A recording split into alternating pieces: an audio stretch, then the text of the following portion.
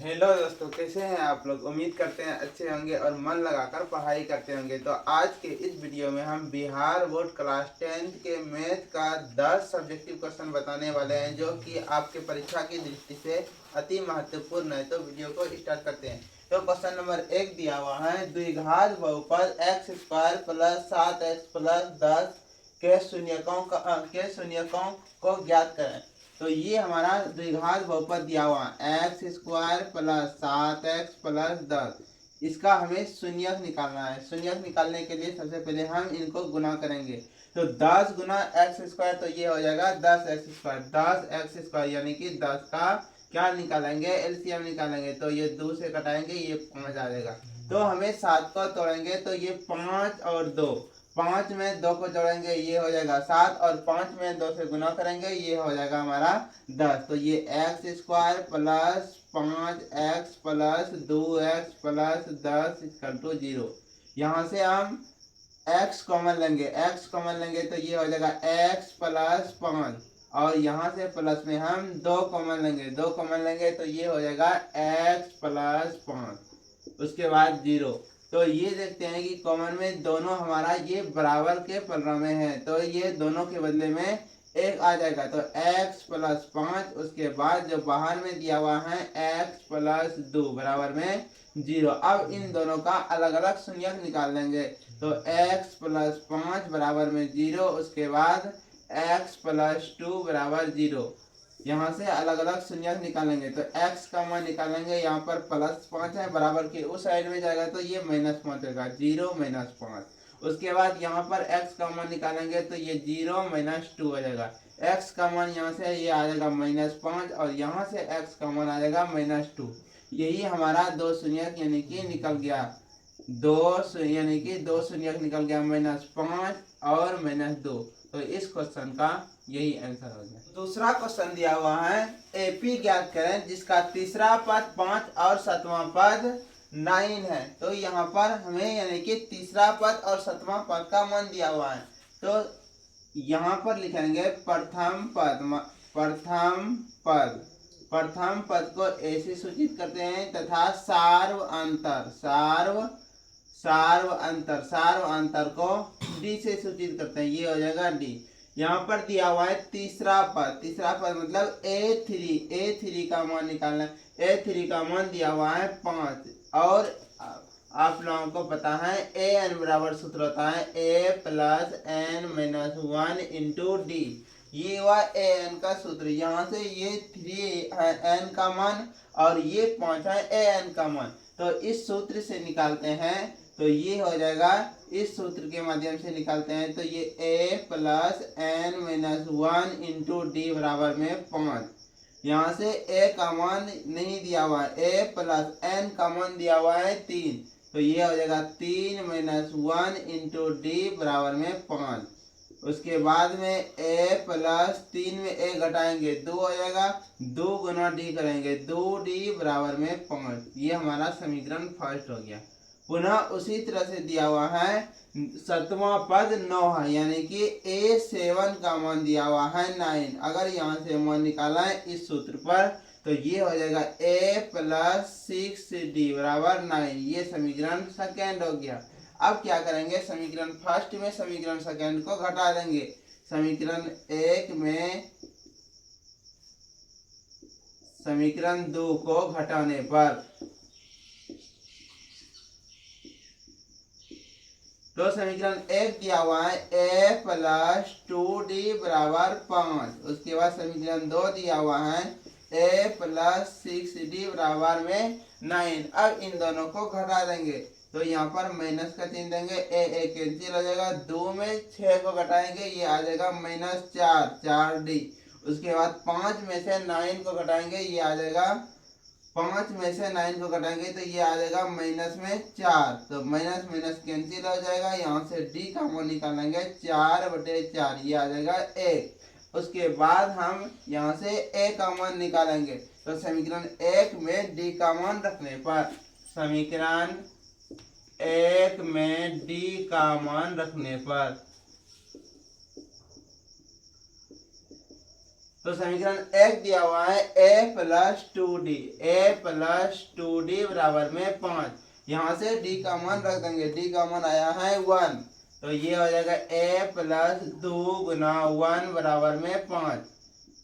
उसके बाद a+2 को 1 से गुना करेंगे, ये हो जाएगा 2 बराबर में 5। यहाँ से a का मान निकल जाएगा 5, प्लस में 2 है तो बराबर के उस साइड जाएगा तो ये माइनस में 2 हो जाएगा।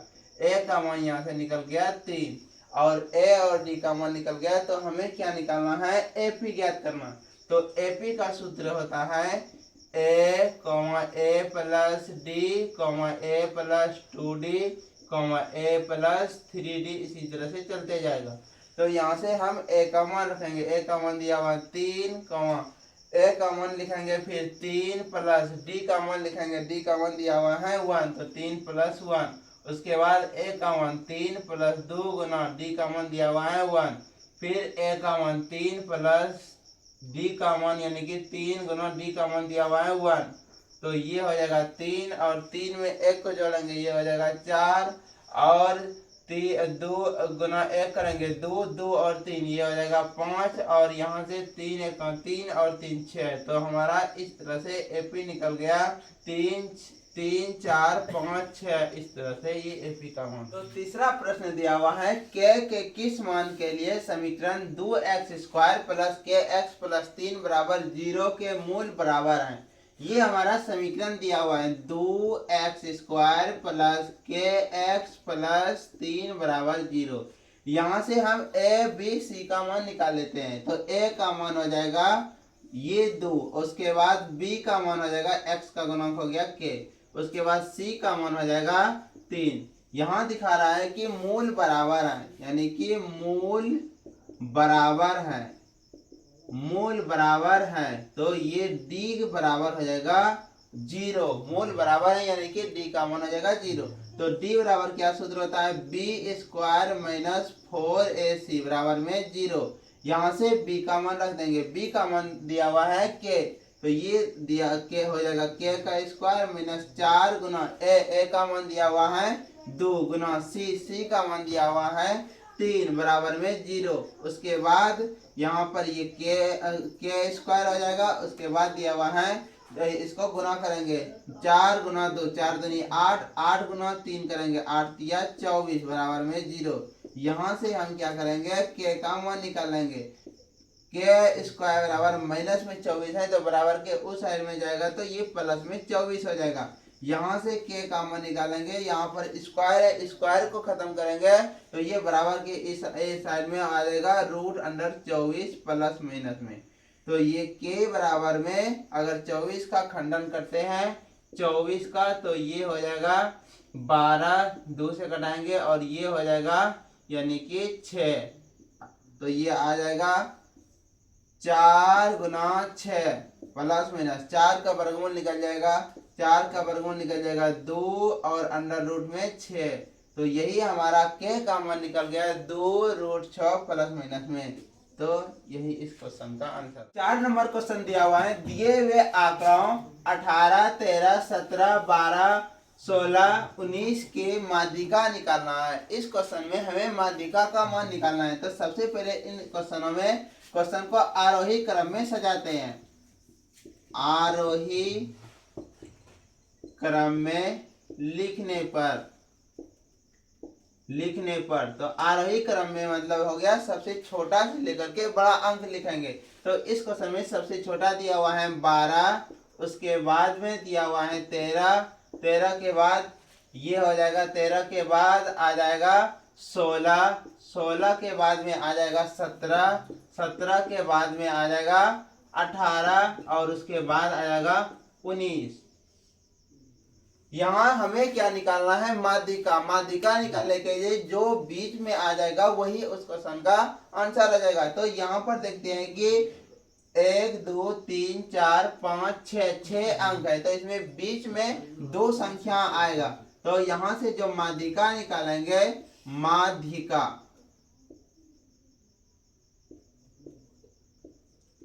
माध्यिका का मान आ जाएगा जो बीच में 1 2 3, इधर से देखते हैं तो यहाँ पर 16 आता है और इस साइड से जब गिनते हैं तो 1 2 3 यहाँ पर 17 आ जाएगा। इस स्थिति में क्या करेंगे, दोनों को जोड़ करके 2 से भाग दे देंगे।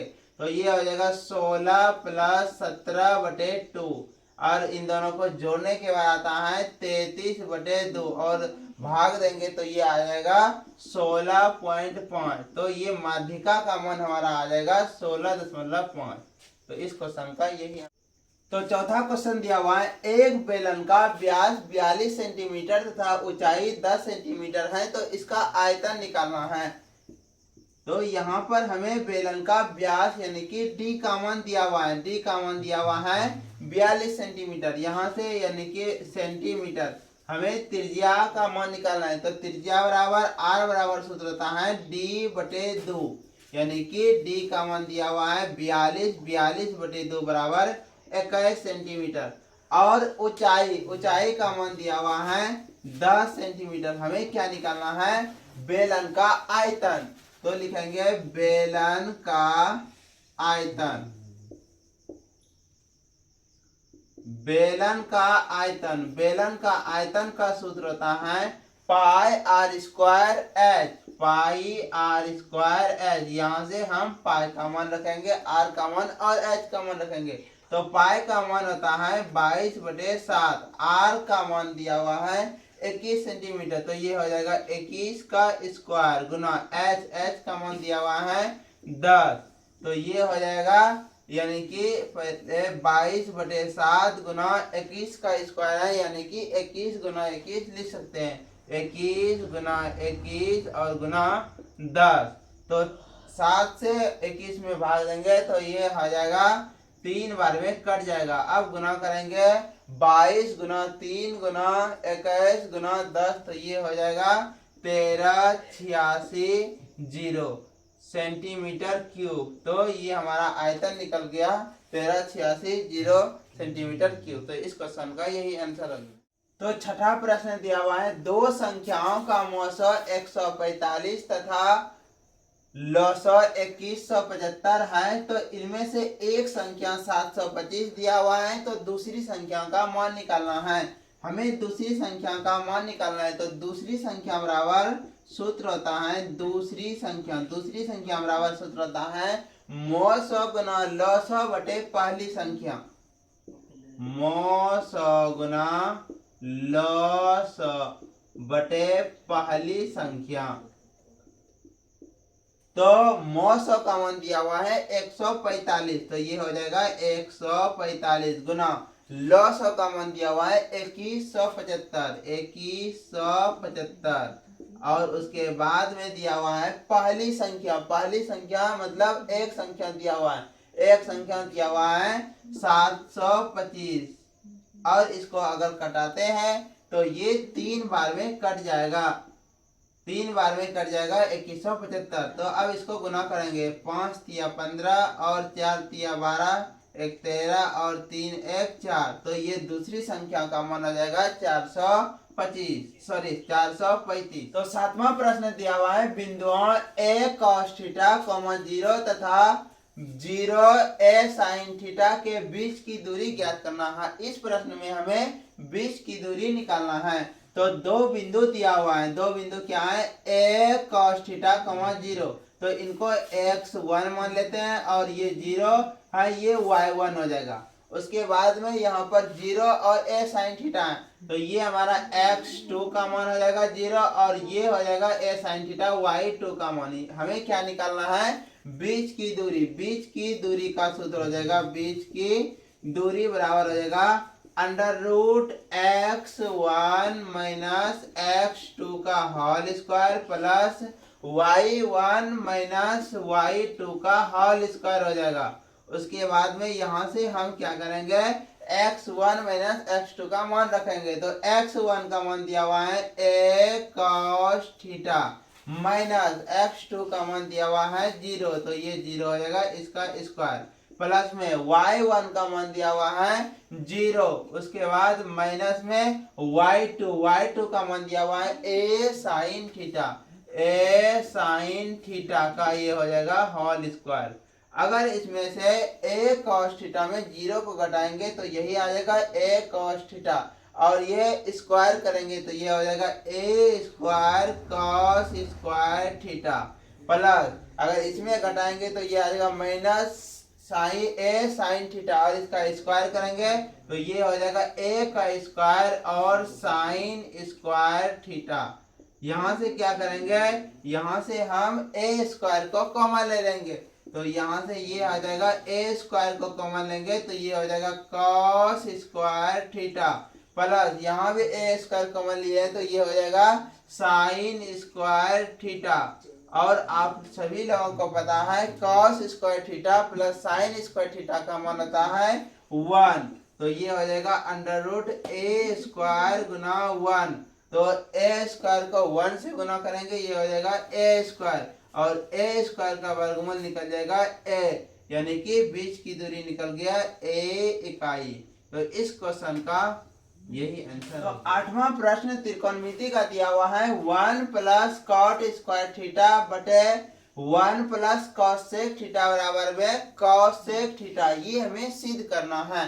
तो LHS में दिया हुआ है LHS 1 plus cot square theta बटे में दिया हुआ है 1 plus cosec theta 1 plus cosec theta.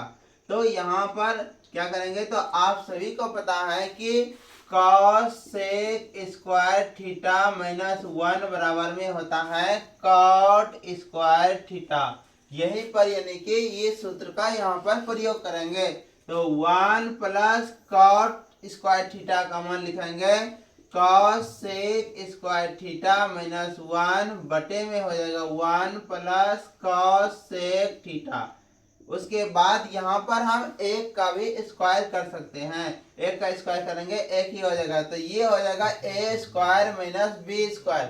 ए स्क्वायर माइनस बी स्क्वायर का सूत्र होता है ए प्लस बी इंटू ए माइनस बी तो हो जाएगा 1 प्लस ये हो जाएगा कॉस सेक थीटा माइनस 1 में हो जाएगा और एक बार आ जाएगा यानी कि कॉस सेक थीटा यहाँ पर प्लस में हो जाएगा और यहाँ पर माइनस में हो जाएगा और बटे में दिया हुआ है इसको लिख सकते हैं इस तरह से कॉस सेक थीटा प्लस 1 यहाँ से प्लस प्लस वाला कैंसिल हो जाएगा तो बचा क्या तो वो बचा 1 प्लस में कॉस सेक थीटा माइनस 1 एक एक कैंसिल हो जाएगा बचा कॉस सेक थीटा।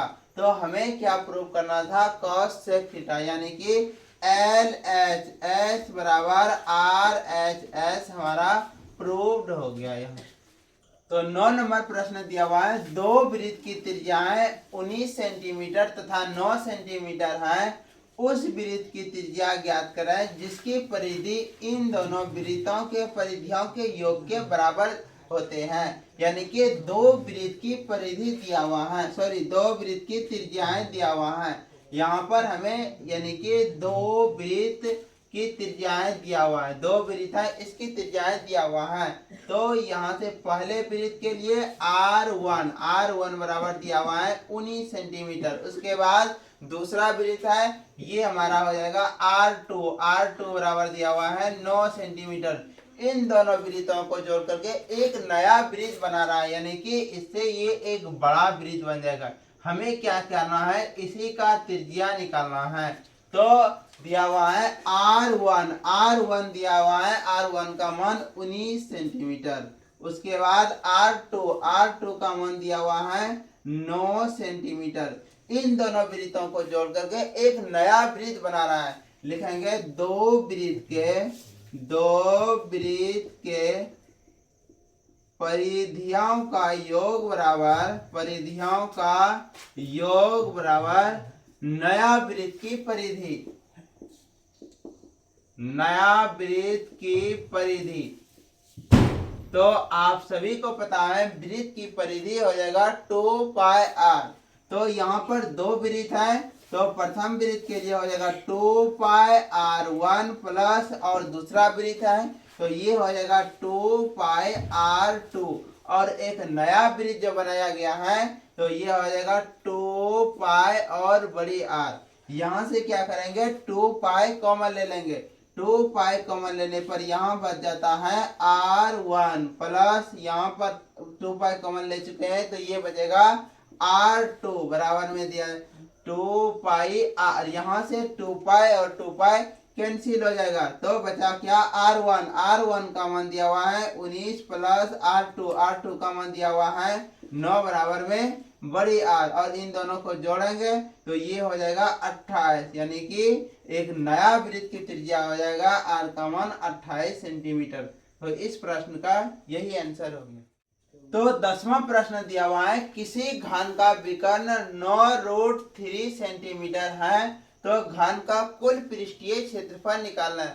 ये क्वेश्चन परीक्षा की दृष्टि से बहुत ही महत्वपूर्ण है। तो यहाँ पर हमें घन का विकर्ण दिया हुआ है, घन का विकर्ण दिया हुआ है 9√3 तो हमें कुल पृष्ठीय क्षेत्रफल निकालना है। कुल पृष्ठीय क्षेत्रफल निकालने के लिए सबसे पहले हमें भुजा चाहिए तो लिखेंगे घन की भुजा बराबर सूत्र होता है विकर्ण बटे √3 तो यहाँ से विकर्ण दिया हुआ है कितना 9√3 बटे में ये हो जाएगा √3 कैंसिल हो जाएगा यानी कि घन की भुजा निकल गया 9 सेंटीमीटर। अब हमें क्या निकालना है घन का कुल पृष्ठीय क्षेत्रफल। घन का कुल पृष्ठीय क्षेत्रफल होता है 6 गुना भुजा स्क्वायर तो ये हो जाएगा 6 गुना भुजा का मान दिया हुआ है 9 तो ये हो जाएगा 9 का स्क्वायर 9 का स्क्वायर करेंगे तो ये हो जाएगा 81 और 81 को 6 से गुना करते हैं तो ये हो जाएगा 6 और 48 यानी कि 486। ये भुजा दिया हुआ है तो ये आ जाएगा घन का पृष्ठीय क्षेत्रफल निकाले हैं तो ये हो जाएगा वर्ग सेंटीमीटर। तो इस प्रश्न का यही हो गया आंसर। तो उम्मीद करते हैं आप लोगों को सभी क्वेश्चन प्रश्न समझ में आ गया होगा।